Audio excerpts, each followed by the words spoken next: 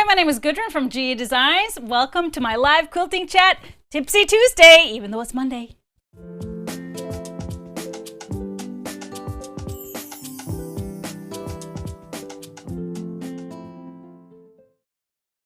Of course, there's always stress. Hi, everybody. Thank you for being here. It is Monday, but it's our Tipsy Tuesday episode. We're a little bit busy tomorrow, so we could not skip a week, of course. So we are here on a Monday. Thank you for being here. If you're new here, make sure you state your name in the comment section and where you're tuning in from. Make sure you follow us throughout the show. And if you are new, of course, you need to follow our page and subscribe to our YouTube channel. We're live both on Facebook and YouTube. So wherever you are, welcome, welcome, welcome.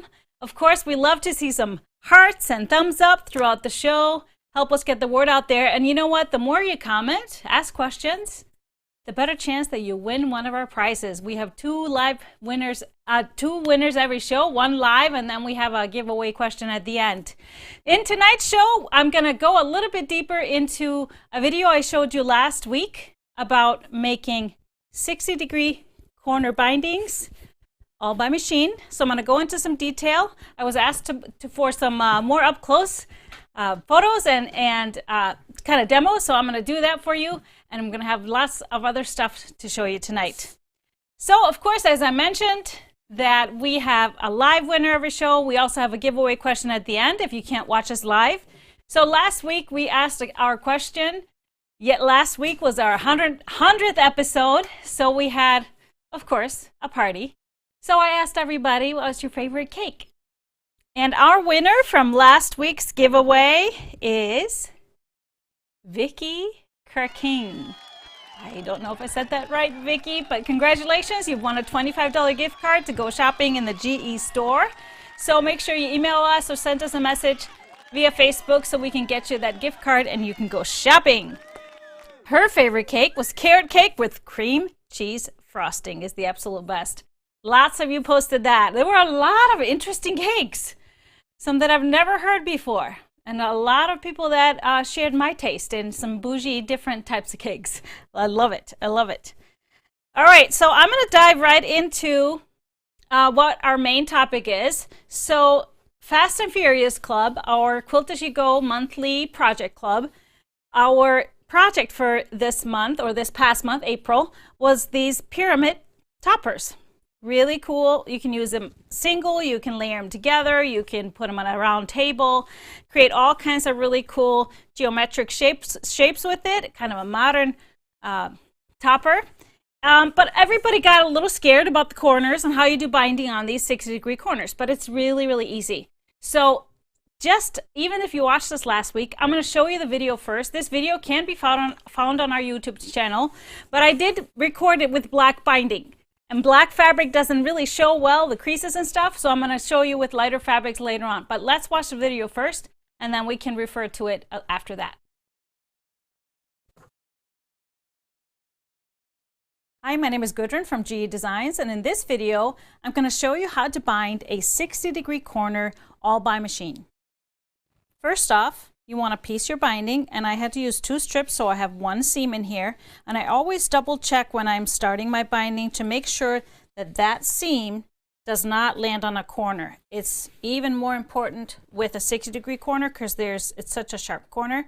So here's my seam, so I'll be good to start here. So then we're going to stitch this on to the back side of the quilt, and I just put a little clip here where I'm going to start and go all the way around. I'm going to show you how to fold the corners to miter the corners.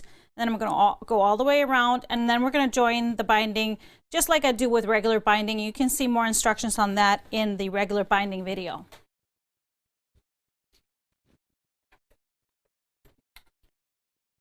So when I start sewing, I actually do a little bit of back stitch here in the beginning.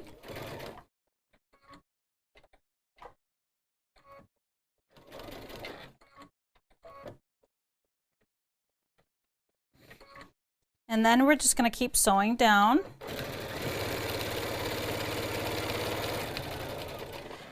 You'll find this corner right here, and you want to stop a little bit over a 1/4 inch from that corner. It's better to stop further away. Here I want to back stitch. And we're going to fold this corner just like we are with a regular 45-degree corner. I'm just going to clip the threads. Normally I would not clip the threads. When I'm doing a binding, I would just pull it out and then fold. But what we want to do is we just sewed this way. Next side is going to be sewing this side. So what we want to do is take our binding and fold it away to create that mitered corner. So we fold it away. Normally we would be doing a 90-degree corner, but this is a sharper corner. So we fold it. So you will see that that fold will be coming here kind of centered between the two edges. But the best way to know if you have the right angle on the fold is looking at this raw edge side of your binding. It should be even with the side that you're going to be stitching down. So once you see that this is even, you can create that little fold here. I just do that by finger pressing, and then I pull my strip back down and to the corner here, and now it's going to be aligned with that side that you're going to be stitching next. So you will notice that this fold just looks kind of odd sticking out like this, but that's exactly how it's supposed to be. So you want to put this under your needle and start stitching right from the edge. And since I clipped my threads, I'm actually going to do a little bit of back stitch.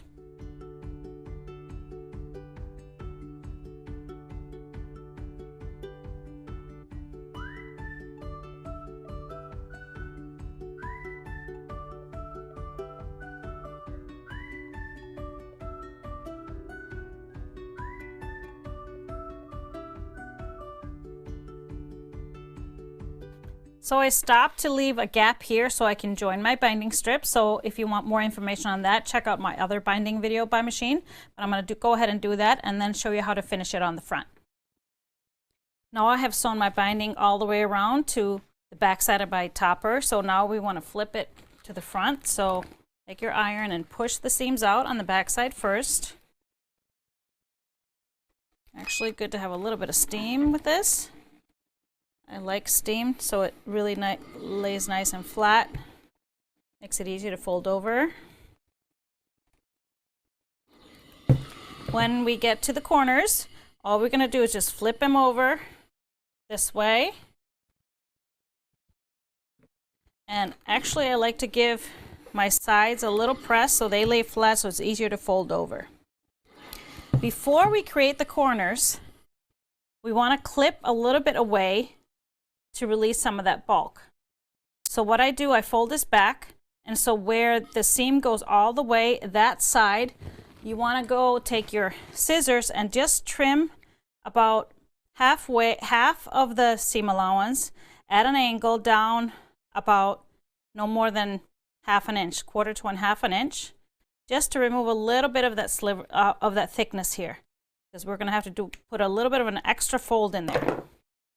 So now when we start folding the binding over, I like to press it all the way down before I take it to my sewing machine. So I'm going to pull this over. And this is why I have my finger protectors, because I like to use steam with this, and then the steam will not burn my fingers. So I'm going to press it all the way through the corner on this side where I've trimmed. And now to create this perfect miter here, a 60-degree miter, normally we would just fold this right over and get a 45-degree, but look, that will go all the way to the edge. So we're going to have to put a little bit of an extra fold in there, and I like to make sure that this is straight with the pin, and I press this fold down like this because we're going to have to roll it once over and then again over the corner to create that miter. So that miter will go straight from this fold here and out. And once you have it rolled in, then take your iron on top, and you can either pin it or use clips to hold it like this. I like to pin it because then I can leave that in as I'm stitching all the way up to it. So I just do small silk pins, and I like to pin that miter fold in place like this to hold it for when I do my machine. So you want to go all the way around and do all 3 corners like this, clip and trim. And then when it's time to stitch down, what you want to do is match your top thread with your fabric here, with your binding. And then you can have either your bottom thread match your backing or just be the same color so you don't have any chance of the thread color slipping through. And then you just top stitch. I like to just use a straight stitch and top stitch all the way around the edge, catching, of course, the corners. I put a few extra stitches in the corners, and then we just stitch all the way around, and we got your perfectly 60-degree mitered corners all done by machine.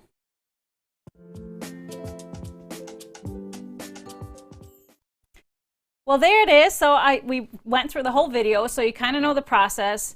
Except for the joining of the strips, of course, make sure to watch my other binding video. It's the same process in joining of the strips in the end. But I'm going to go through the kind of the trickiest parts in the video with another piece of fabric, and we're going to get a real close-up of all the little steps. So I'm going to start over here and show you as we are coming to a corner with stitching this on. And a lot of people ask me about the actual fold. So I stop about, I would say, it's almost a ½ inch from the corner because it's at an angle and it's not a 90-degree corner. We have to have more of a gap than just a ¼ inch. So then whenever I come here, I stop, I back stitch a little bit, and of course I just pull my piece from under the machine, and then I'm going to create that miter. So if I'm going to be sewing this way next, I actually like to turn the piece to where I'm going to be sewing next. I fold my piece out, just ignore this part. Fold my piece out so that my strip, now this edge is even with this one where I'm going. And you'll see that I can create that fold. It should be kind of straight down the middle of the piece, like this. And I check it by checking if this is straight. Then I know my miter is set. I just hold it with my fingers. Then I pull this down all the way to the tip, like this, and then I start sewing again all the way from the edge and all the way down and keep going to the next end. So I'm going to turn it. So now I have done this fold over here and sewn down. So now it's time to flip this over. And so I give it a good press, push this out with my iron, and then we can flip the corner. So you can see that this creates a miter, but this is going to be my back side because I am doing this all by machine. So now I want to flip it back over, and we're going to fold this over the corner here to create the miter. But this is where we want to cut away the bulk. So I pull this back again. So you have one side where the seam is going all the way through. That's the side you want to trim. You don't want to trim on the other side. You really can't because it's stitched through. So what you want to do is just trim about half of the batting and the fabric. So you're creating a little extra space in here to roll that binding in and over. So then I flip this over. I fold the first side first, and I press that side. I like to use steam. Again, I'm using my finger protectors. We got those back in stock. And actually, when I go here, I actually like to give this a flat press as well. So on the edge, so I go over just like this. Can you see this? Like this. So now I'm ready to roll it to fold it over the corner. So I just do an extra roll, and then I bring this over to create the miter, like that. And it's really good to use like a pin to kind of tuck this in.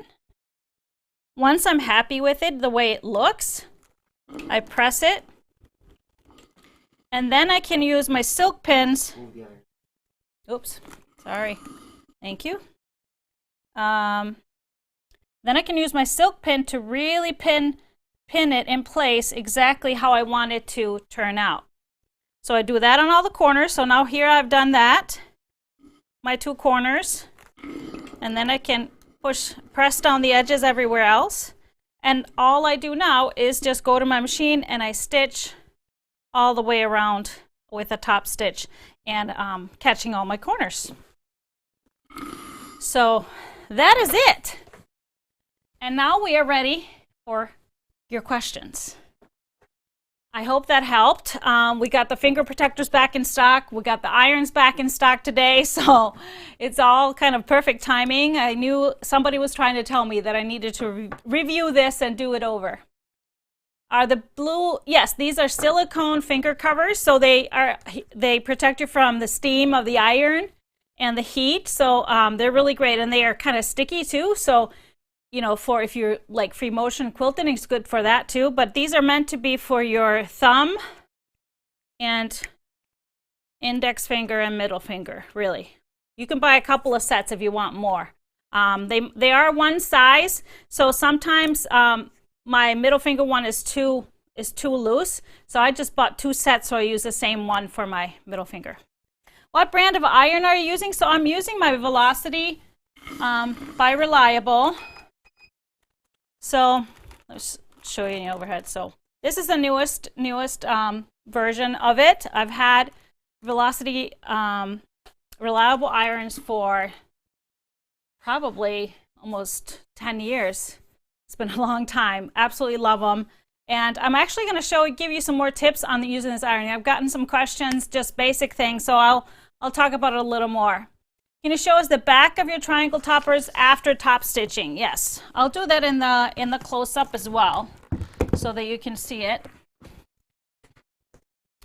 So you'll see I used black on the bobbin too, so you'll just see a little straight stitch right on the inside of the binding. You could of course match your backing, and this wouldn't show up. I don't really care since it's so close to the binding, and we are going to leave it this side up anyway, so this is what it looks like. But if I was doing something other than black, I would probably match the bobbin thread with my backing. The only thing I wanted to use black with black is because if there was any chance of it pulling through to the front, you would kind of see it if I would have done white thread. So, all right, great question. Any other questions? Do you see anything? Will this be a YouTube, or will we need to know Tipsy Tuesday number? So the actual video that we watched first is on YouTube already, so you can find it there. But if you want to see these extra tips, you have to find the Tipsy Tuesday episode, and that's really easy. You go to our website, click on Tipsy Tuesdays, and we will list them in order, and we will list the topics. So we will reference it there. All you got to do is click there, and it takes you to the right episode. All right.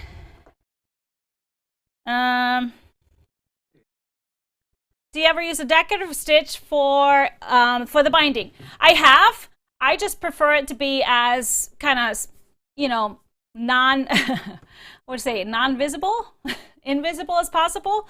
Sometimes if I want it even more invisible, I use just a tiny little zigzag stitch. So then I stitch on the side of the binding and just catching it. That's something I did in the video for the regular binding, so you can check that out. But sometimes I just want to get it done quickly and just do a top stitch on it. But a lot of folks have done a decorative stitch. You can do a buttonhole stitch, all kinds of things. Whatever works for you. All right. Yeah, if you're noticing that the episode number is off, I already edited it, but sometimes when we're already live, unless you refresh your video, it will still show. Something happened when we were starting and it pulled up a way old number. But this is episode 101. With your spoon flower labels, do you pre-wash them before using them? No, I don't. I just give them a good steam press and they are good to go. I do not wash them.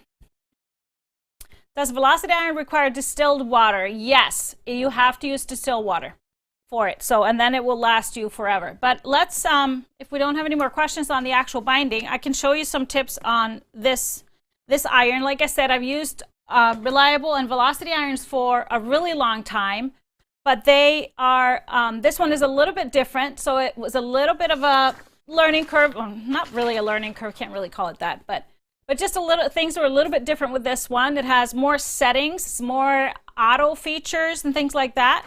So I'm going to just show you some things with it. So first off, I'm just going to show you it like this. Here's the dial that you turn it on. So you turn it all the way, turn it this way to turn it to 0. I don't know if you can see. Yeah, you can see. So 0 is then it's off. So it has, sometimes we're used to 1, 2, or 3 for irons. So this has actually 8 settings. And in the manual, which I always recommend, you should read your manuals. Do as I say, not as I do. I'm known to never read anything. But in the manual, it says, it lists the programs from 0 and to 1, 2, 3, 4. 4 is auto, so that's kind of your basic ironing for anything except very delicate garments. And then it has a 5 setting, which I like 5 for my quilting. So when I'm piecing, I like setting 5. And so right now the steam is off. So what this iron has that's different from many other irons is that the sole plate heat is different from the steam. So it has a separate steam generator than the sole plate. So you can have a really kind of a cool sole plate, but yet full steam. And you can use this as a stand-up steamer as well. So there are 2 steam settings. Now it is off. And then I just press the steam button once. Then you will see it lights up kind of halfway. I like to have this on when I'm just piecing. So that's setting 5 and with just partial steam. Well, you'll also notice that the steam will turn off if I'm not holding the handle. So as soon as I grab the handle, it starts steaming. So I take it off and it stops steaming. This is just to reserve water, to reserve power. But as soon as I found some pieces I needed to iron, and now they're lost, of course, in all the hoopla.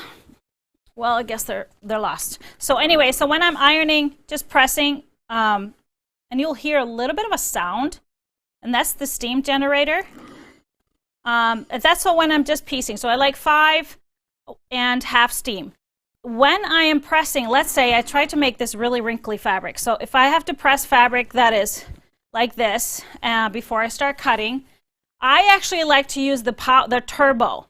So that is the highest temperature and steam. So then I have the double steam and I turn it up to 8. So sometimes if you're doing anything with heavy cotton like linen or like any kind of blends, I would probably go to 6 instead of 5. But for regular cottons for piecing, so this is just my wrinkly fabric. I have the double steam on, and you will see how quickly this will get flat and nice. It is truly the best iron I've ever had. You want to always use distilled water with these. They recommend it, and it is so worth it because there's no buildup in them. They are made for distilled water. So this is, any questions on it? I want to give you one tip. If you wondered how I can be using my wool mat on just a regular table, here's a little tip. I actually learned this from Bonnie Hunter this week. Put freezer paper on the back of your wool mat, and it won't you won't have any condensation on the bottom of your table. It will kind of keep it in there. Isn't that cool?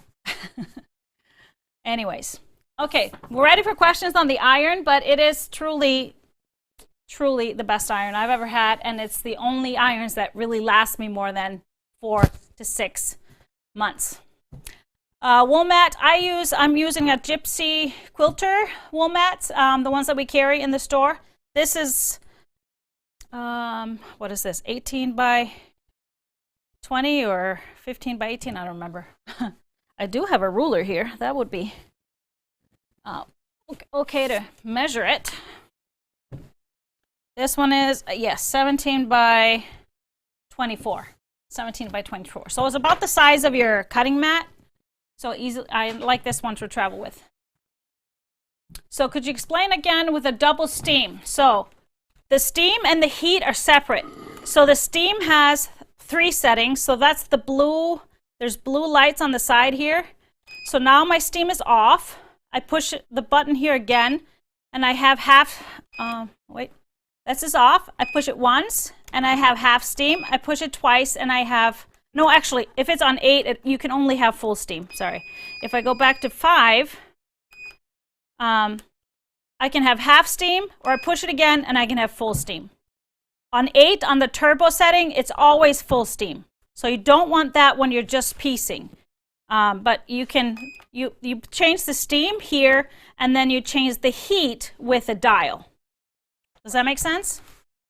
Now this iron has auto shut off, but in the manual you can actually turn it off and leave it on all the time. I'm such a doof, I leave things on all the time. So I actually like my auto shut off because it's not very short. It's not as short as on those like really cheap irons. But in case I walk away from it, it's nice to have it shut off for me. What this one also does, which reminds me to actually go turn it off when I'm done and unplug it, is that it clicks a little bit. Once it shuts off, it still has a little click. And that's kind of a reminder for me, so I kind of like that. So I left that on. How do you put the freezer paper on the wool mat? You iron it on. You just can peel it off and you just iron it on. It sticks to the back. So if you ever have to have your wool mat on a table that you don't want the condensation to seep through, it's a good idea. Do you take out the water when you're done with iron for the day? Not for the day, because I pretty much use it every day. If I know I'm going to be gone for like a week or two, yes, I do, for sure. But if it's a day or two, I don't. Do you know the wattage on the iron? So I can look it up. I think it's, well, this is made for American Electricity. And but I think they have both versions. So it's made in it's a Canadian product. So and they have really good customer service, actually. So you can, they answer emails, they answer your phone, and if something comes up, I've sent stuff back and things like that. But this one is really, it's really awesome. What is the time of shut off? I'm not sure. I don't know if it's listed in there. For me, I would guess like 5 to probably almost 10 minutes.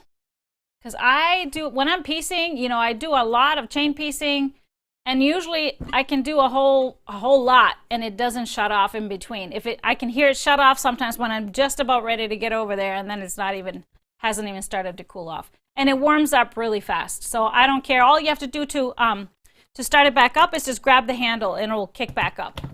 So it's automatic if you grab the handle, and it kicks back up, and it takes 30 seconds. So good way to stand there, do a little stretch. It is an investment, I will have to say. I believe it's $169 or so on our website.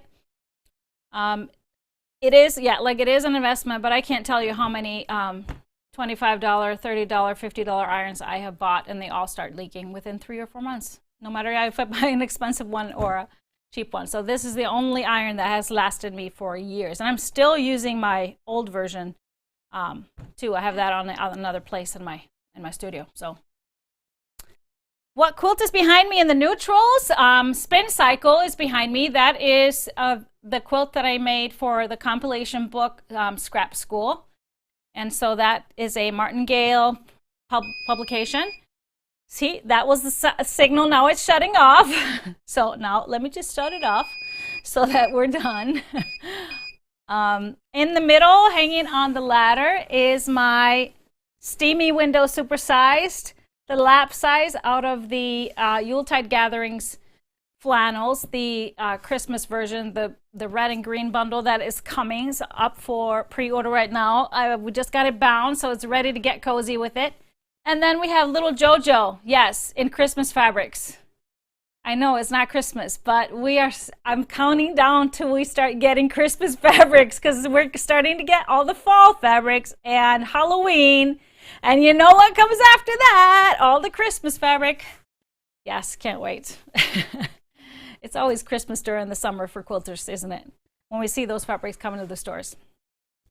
Do you use starch and steam at the same time? Yes. So if I ever starch, which I never use full-on starch, Either it's a little bit of best press or magic sizing. I never fully starch my fabrics. But I will starch them and then give them a really good steam press, and then I do all my cutting, so I can then use steam throughout of my piecing process. So you only need to starch or treat your fabrics before you do any cutting. You want to do that before. You don't want to do that throughout the quilting or piecing process. How often do you have to change the freezer paper on the back? I have no idea. I just literally saw this last week and put it on, and I just thought it was brilliant, so I thought I would share. So I don't know, but freezer paper is pretty cheap, so I think even if you had to do it weekly, if you use it all the time, it's not a big deal. Will the stealth bundle work for the Kira quilt? Yes, I believe so. I mean, we have a stealth light and a stealth dark bundle. So for the Kira, you might want to have a little bit of contrast, but even within the light and the dark, there's variation. So I think it would definitely work. It would be a really cool kind of monochromatic quilt. All right, any more questions on ironing? How do you clean the iron? Just a wet cloth. They don't recommend nothing abrasive, no abrasive anything, no chemicals, just a wet cloth. So I've never really had to do much with them.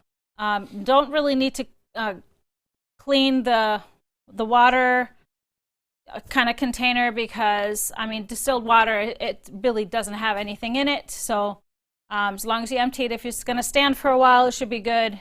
Other than that, not much at all. If you get sticky stuff on it, then just a wet cloth, heat it up, wet cloth. That's what I do. Who sells freezer paper? Grocery stores used to. Grocery stores, Walmart, I don't know. I bought my roll probably 15 years ago, and it lasts me forever because I don't do much with it, but every once in a while it's good.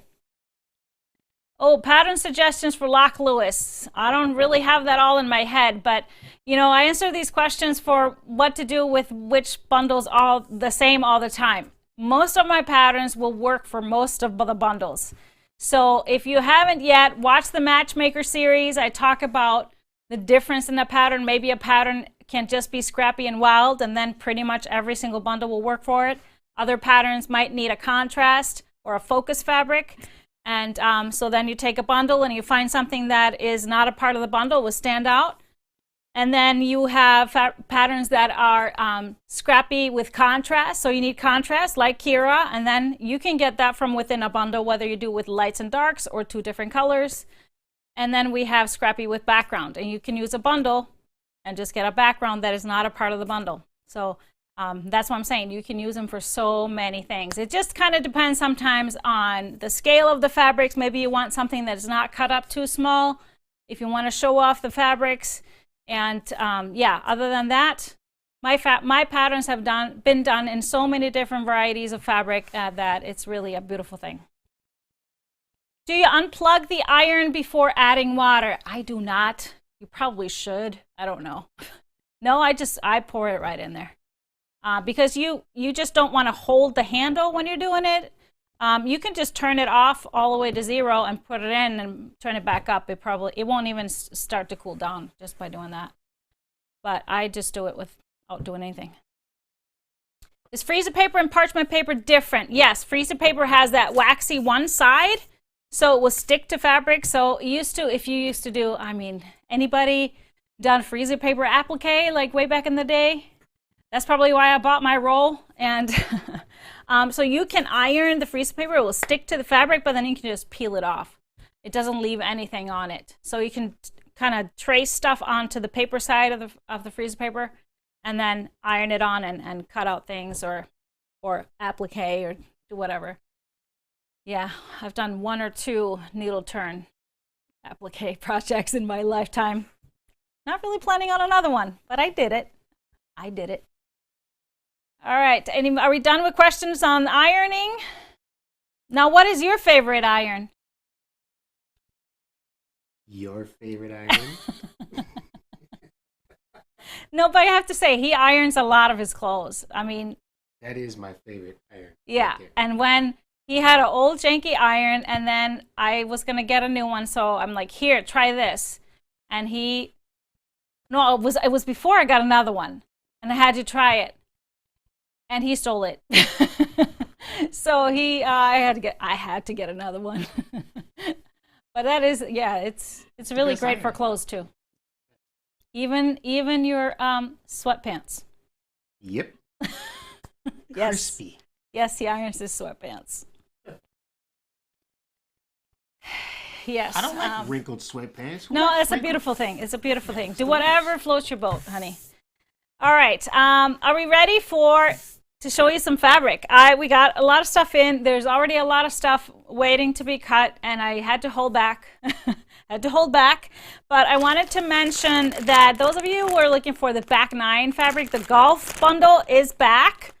We didn't get a whole lot, but I got some, so check it out if you haven't yet. Only 6 pieces, all golf themed. We did get some 1 yards and 3 yards. Now these, we are in the process of making a few grab and go totes because of the new pattern, of course. And I love now that the pattern will have the option of using just 1 yard for the lining, so it's fun to do cool things. So these 2 fabrics came in available in 1 yards. So it's a soccer 1 yard. So if you wanted to make it for a soccer fan or like a soccer tote to haul all the gear to practice if you have a soccer player.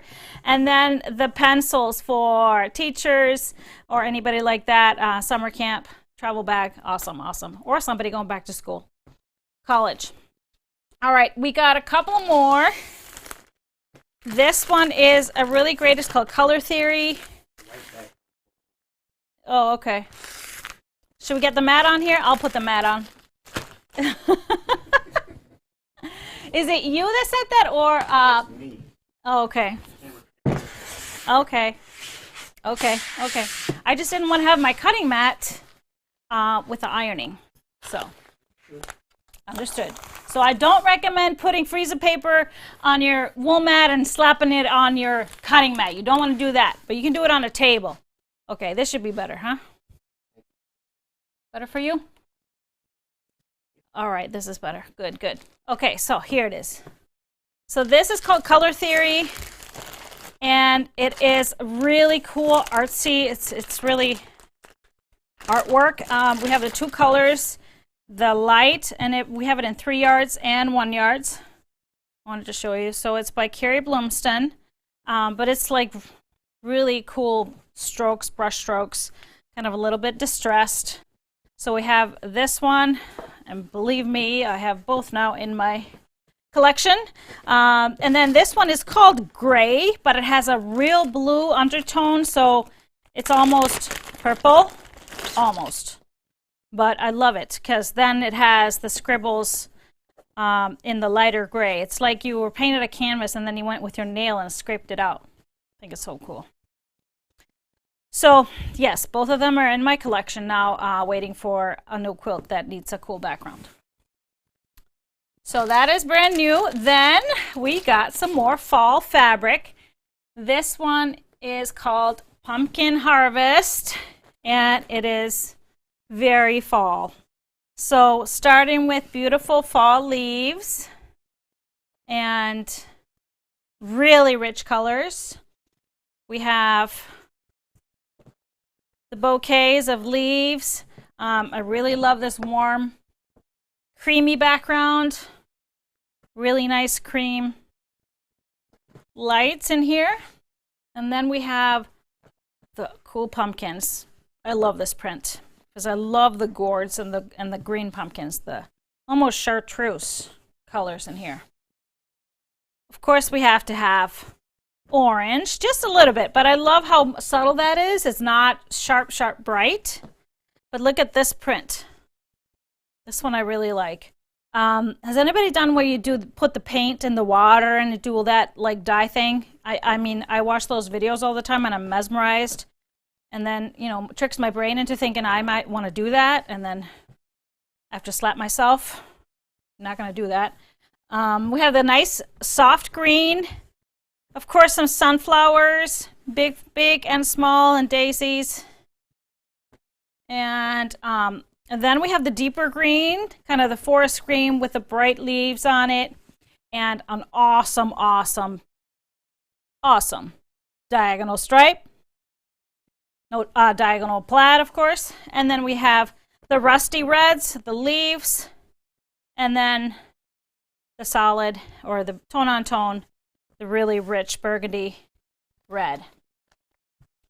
So this is Pumpkin Harvest.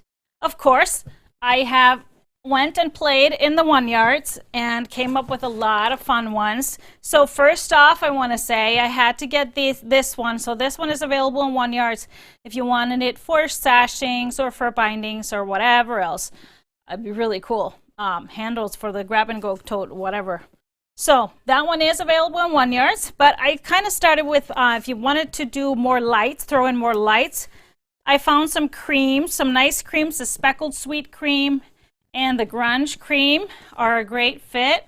Meld greatly with these. And then we're going to start with kind of the oranges. So again, I like to do 3 tones from the darker to the lightest, because then it kind of plays with all the different tones in the fabrics. Grunge pumpkin, nice rich color. I liked it because it also has those dark, almost burgundy tones to tie in with the burgundy. Jot Dot Orange has both lights and darks in it. And then the Prisma Apricot Sunstone has those gold features, but almost pulls out some of the gold in the big sunflowers. Then we did the greens, and I did the same thing, kind of a light to dark. I started with the Canvas Pine Needle, the darkest green. So not as dark as this one, but it pulls out these leaves in here and some of the darker greens in there. And then I did Thatch Sprig, kind of a medium green. And then the lightest one is Canvas Kiwi. Almost a perfect match with this. So we have the 3 greens. And then we had to do some burgundy. So Cabernet is almost a perfect color. Who wants a glass of wine right now? Cabernet. And then Speckled Wine Time. Speaking of wine, I love that it has a little metallic specks to it, but these fabrics kind of shine, so they almost look like that. They don't have metallic in them, but this one works really nicely with it too. So this is Pumpkin Harvest and all of the fun 1-yards. We will put this on the blog for the color matching if you want to go back and check it out. And I can see some gorgeous fall things happening. Quilts or table runners, toppers, placemats, napkins, all things for fall. Pillows, or just a pretty quilt too. All right. And then we have a long-awaited bundle arrive that we've all been waiting for. It's called Sail Away, and it was a pre-order, and it was, I think, initially supposed to come in February and got pushed back, and it's finally here. It is beautiful. So Sail Away, gorgeous, of course, ocean themed. So we have sailboats and birds and messages in a bottle, and just a beautiful colorway of blues and taupes. We have the anchors. So there's lots of kind of lighter tones in here and going into the deeper blues. And I love just having that little taupe in there too, some earthiness too. So we have the tropical map here. And then a little bit of darker taupe here. And the ocean currents. And then we have the either bubbles or pebbles, whatever you want to call it. Looks like bubbles. I don't know. And then we have the map with more of the blue in it. It's really cool. I love how abstract this looks. And would be so fun to cut it up. And then we have the birds flying everywhere. All kinds of colors. We have the bubbles and the lighter blue. This is a big bundle. It's a 14-piece because I could not leave anybody behind. They're so pretty and they play so well together. We have the anchors in a smaller scale. I like that difference here too. Then we have a smaller scale of sailboats on a darker blue. I love the light blues and the dark blues. So much movement in here. We have, of course, an awesome stripe, and it's an ombre stripe. So it goes from dark on this side and continues into the taupes. Just beautiful. And so you can do so many cool things with this. I'm going to leave it here. I'm just leave it here on the bottom so you can see it. And then we have the sailboats and compasses on the blue.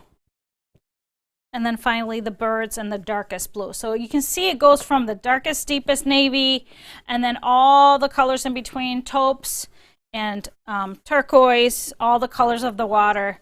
Just beautiful. So I did play with this. I wanted to tell you too, we got the extra wide backing for sail away. So this is 108, so this is in stock as well. And we have it pre-cut in both 3 yards and 1 yards. So they're 108 wide by either 36 for the 1 yards or 108 by 108 for the 3 yards. Okay, so then I started playing, of course, and got a whole bunch of cool colors to go with this. And again, I wanted to bring in some of the darkest navies, even darker than this one, if you wanted to. So I did speckled metallic navy. It has metallic in there, but it plays really nicely with the taupes. We have grunge true blue, has a lot of brighter blue notes in there, and then Jack Sapphire. The Jacks have a lighter color than the background itself. So those were the 3 navies that I chose. And then these are really awesome.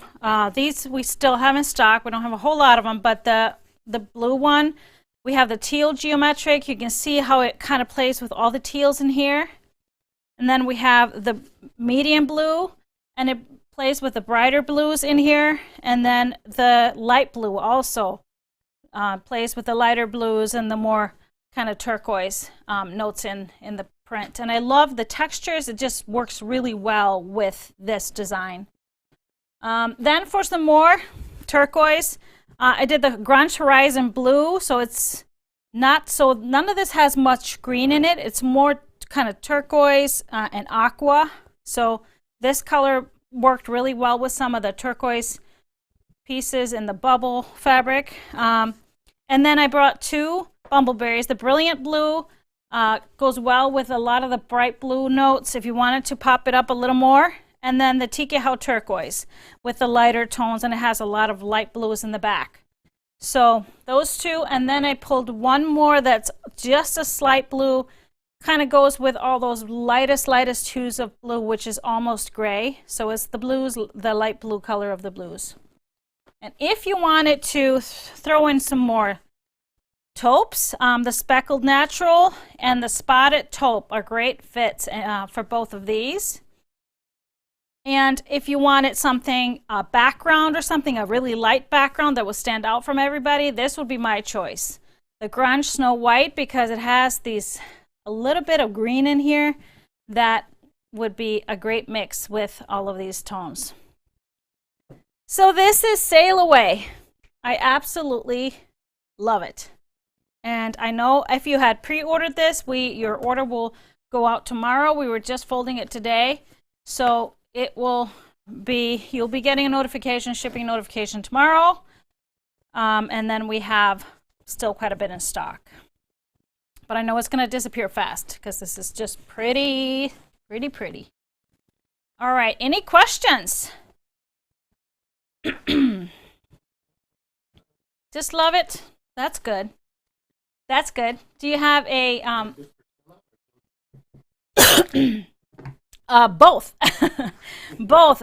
Stella, because it has big pieces. Those are some big patterns that you don't want to cut up too much. That would be great. I actually have made kind of a nautical themed Stella before, and I gave it as a wedding gift, and the couple loved it. So Stella would be a great option.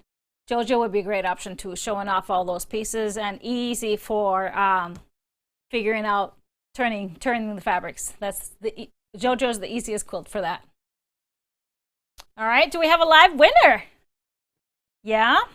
Who is our lucky winner tonight? Mary Jo Schuler. Congratulations, Mary. You have won a $25 gift card, so make sure you send us an email or a message on social media, and we'll get you that gift card right away. Now, we have, of course, another giveaway question for you so that you have a chance to win. Even if you didn't catch us live, you have a second chance to win. But before I ask you that, I wanted to mention, so all the specials that we had going last week, we still have just a little bit left. There's very little left, but there is something left there, and we're leaving it at that low price until it's all gone. So if you want to check it out and haven't had a chance, just head to our sales section.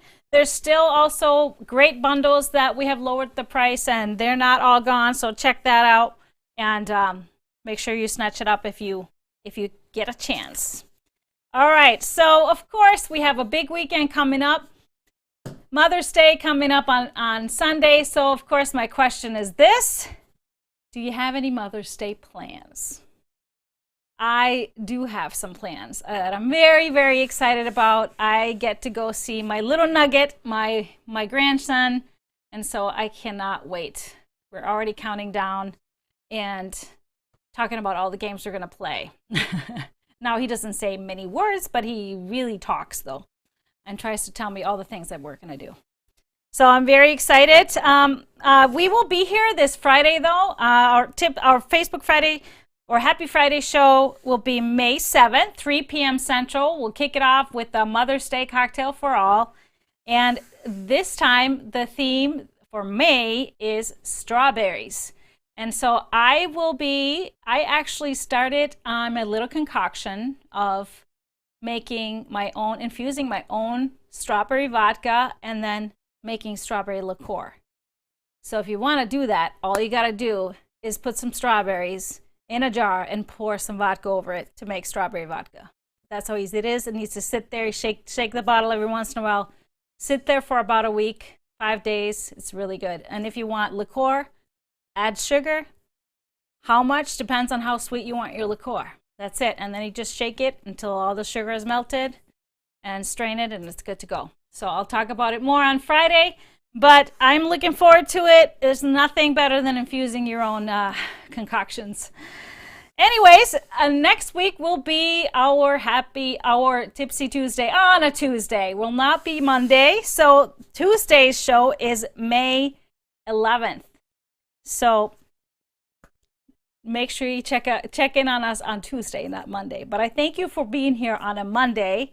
I know it's always hard to mix things up, but I appreciate it. And thank you so much. We are over and out. Mr. HP, any last words? Bye, everybody. Thank you. See you later.